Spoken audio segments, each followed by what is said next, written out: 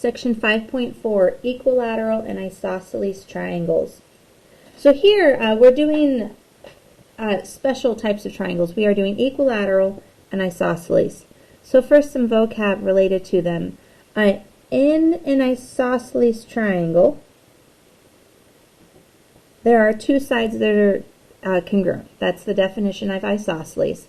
And the two sides that are congruent are the legs. Two legs. Typically, we draw the triangle like this. We draw it going up with the two equal sides. And when you do, the third side is called the base because it's at the bottom. So the legs go up and the base is at the bottom. The vertex angle is the angle at the top when the base is at the bottom. It's the angle made by the two legs up at the top. The two angles at the bottom are called the base angles. The base angles are the ones at the bottom. Base angles, vertex angle, legs, and base. Now, we have the base angle theorem and the converse of the base angle theorem. So this particular concept goes both ways, forward and backwards. And it is, if you have two sides that are congruent, the legs that are congruent, then you also have two angles that are congruent, the base angles. The base angles will be congruent when the two legs are congruent. So what I say is two congruent angles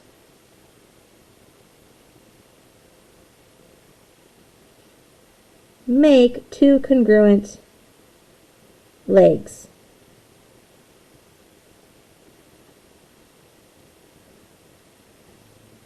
Two congruent angles make two congruent legs. And the reverse of that, two congruent legs make two congruent angles. Writing it a little bit shorter, save a little bit of time. Two congruent legs make two congruent angles. It goes both ways. Now the corollary to that is the same idea, but now it's with an equilateral triangle. If you have three sides that are the same, then you also have three angles that are the same. So two congruent angles make two congruent legs. Three congruent angles make three congruent legs. And the converse, three congruent legs make three congruent angles. If there are any sides that are equal in length, then you also have angles that will be equal in measure. So what if all three sides are different? Well, then all three angles have different measurements too. But if there are any sides that are congruent, then there will also be angles. So example 1, complete each statement and say which theorem you use. I don't even mind about the theorem, let's just look at the picture and finish the statements. Now the hardest part of this is looking to see what part of this picture is actually important.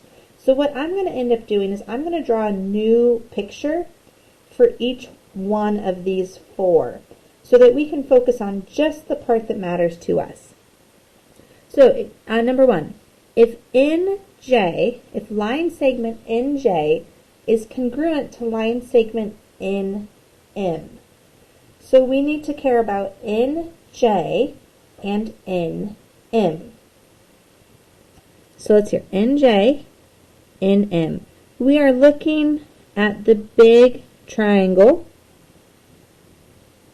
JNM. The rest of the triangle doesn't matter here.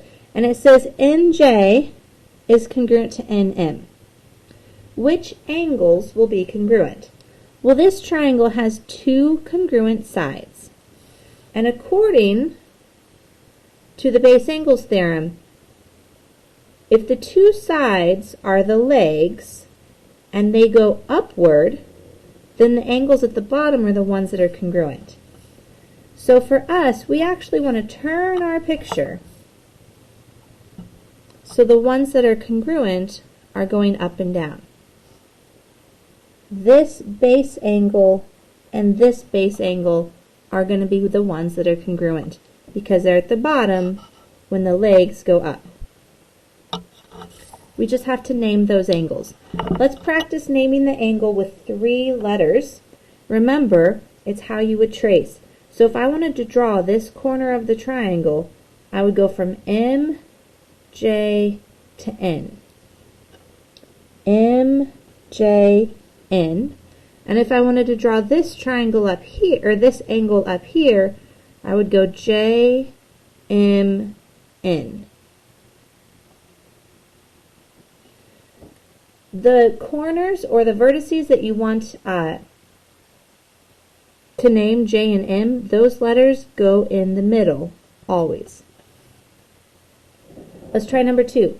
If LM is congruent to LN, LM, LN. So we're looking at like the smallest triangle right here, LM, LN.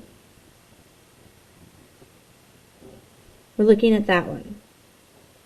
If LM is congruent to LN, then what angles are equal? So turn the picture, put the legs facing upward. Here we go. Here are the base angles. Now make sure you turn that back so that you don't think it's a Z. Now name them. How would you draw? How would you trace? L, M, N and L, N, M. Now that's not necessarily the only way to name the angles, but those are the ones that I'm going to use this time. So example 3, very similar, except now they tell us the angles. So angle NKM and NMK. We're looking kind of like at this triangle that's made out of 2. So I'm going to draw it over here. KMN.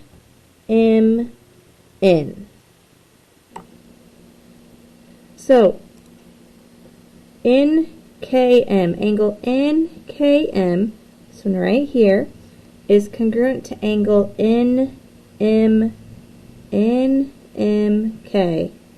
angle M. Now those two angles are congruent, so those are the base angles. Let's turn the paper. These are the ones at the bottom, which mean the ones going up are the ones that are congruent. The sides going up are the sides that are congruent. Now notice, I've been doing 1 tick mark on the angle or 2 on the side. For these, I did 1 on the side, 2 on the angle. It's not necessary that angles and sides have different number of tick marks. I could have done 1 on the side, 1 on each angle. Because sides and angles are kind of different, there's no confusion there. Angle K cannot be congruent to side and M. They're different things. But I like to do that occasionally just to make it easier to see. So let's write our answer. Side KN is congruent to NM. Make sure you put the little line segment symbols over top. Number 4, if angle LJN is congruent to LNJ. So our picture would look, the only part we need, LJN. Says LJN is congruent to LNJ. And this one's already kind of sitting upright. The base angles, the 2 angles that are congruent, are at the bottom, which means, here I'll do 1 tick mark there, the 2 sides going up are the ones that are congruent. LJ and LN are congruent. have a hard time using this picture to solve the problem, but once you remove the part of the picture that you need, it becomes a much easier thing to do. So example 2, find the value of x. So what is this a picture of? It's a triangle, and in this triangle we have 3 congruent angles. So what does that mean? That means we have 3 congruent sides. It means this side, and this side are all congruent. That means they all have the same length, so x equals 31. If this side length is 31, this one is 31, and this is 31. In 2b, what do we have in this picture? In this picture, we have a 12, a 12, a 12. We have 3 congruent sides. So, that means we also have 3 congruent angles. This angle, angle x, angle y, and angle z are all the same, which means x is also, or angle x also has a measure of 2x, and angle y has a 2x. Now it does require a few additional steps, because what do we know about triangles? We know that the 3 interior, inside angles need to add up to 180.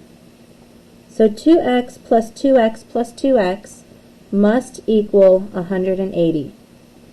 So 6x equals 180,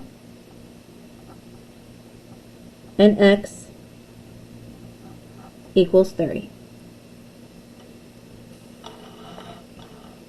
Now example 3, this is something that you might see on, say, a final exam of some sort. It's a multi-step problem. So, we have to see what we have to figure out where to start and how to get from the beginning to the end. What I like to do is just start with what you see. What do you see in example 3a? We're looking for the value of x and y. Y is an angle and x is a side. We have a 90-degree angle here, right there. Ooh, and here we have 3 congruent sides. And 3 congruent sides mean 3 congruent angles. So it means this angle, and this angle are all equal. So, I don't know, let's call that A. That is an A, this is A, this is A, and we can actually find that number. A plus A plus A equals 180. 3A equals 180.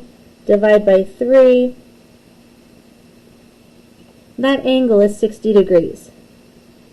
So 60, 60, 60. And now that was kind of the big first step, the hard first step. If this is 60, well, look at these 2 angles here. Together, they make 90 degrees. Well, this one's 60, so we can actually find this one. 90 minus 60, 30. This is a 30-degree angle. And we're basically there. Let's take this triangle, this top triangle right here, and make it look like this. Do you see it has 2 angles that are congruent? Those angles, let's put them at the base. And by the way, if we have 2 congruent angles, that means we have 2 congruent sides. This and this have to be the same. Well, this side was x, this side has nothing on it, but notice it's the same as these other two. All three of those must be the same, which means it must be a y minus 25. We also know that the vertex angle is 30. So let's see here. Let's put another letter. Let's do maybe B here. If this angle is B, this angle is B. Actually, let's make it Y because there's a Y in the picture.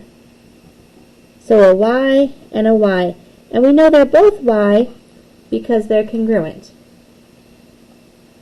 Right here. 3 angles in a triangle. That means they must add to 180.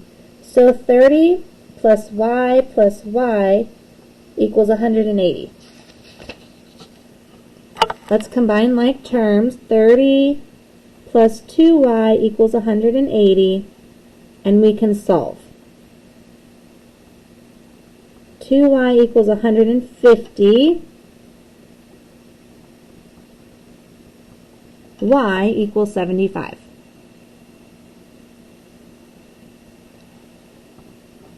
We still need to find x. But the nice thing now is that we know y.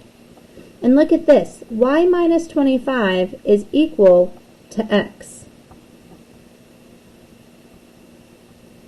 They are congruent, which means they have equal lengths, and we can actually plug in for the y.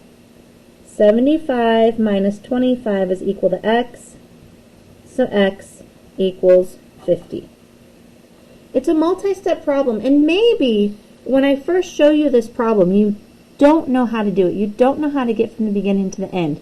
But what I do want is for each of these steps to make sense, and for you to now be able to, if I gave you the same problem, to make it to the end following the steps. So the last example, 3b. Same sort of thing going on here. We are looking for x and y. X is an angle, x is also on the side, and y are on the sides. This is a 2y plus 10. I know it's sometimes hard to read that plus sign. So what do we have here? We have two triangles, and my tendency is to start, if they give you a number, to kind of start there. So I want to look at the top triangle first. What kind of triangle is it? It is an isosceles triangle. Look, this side and this side are congruent. So this top triangle right here has two congruent sides. So it also has two congruent angles.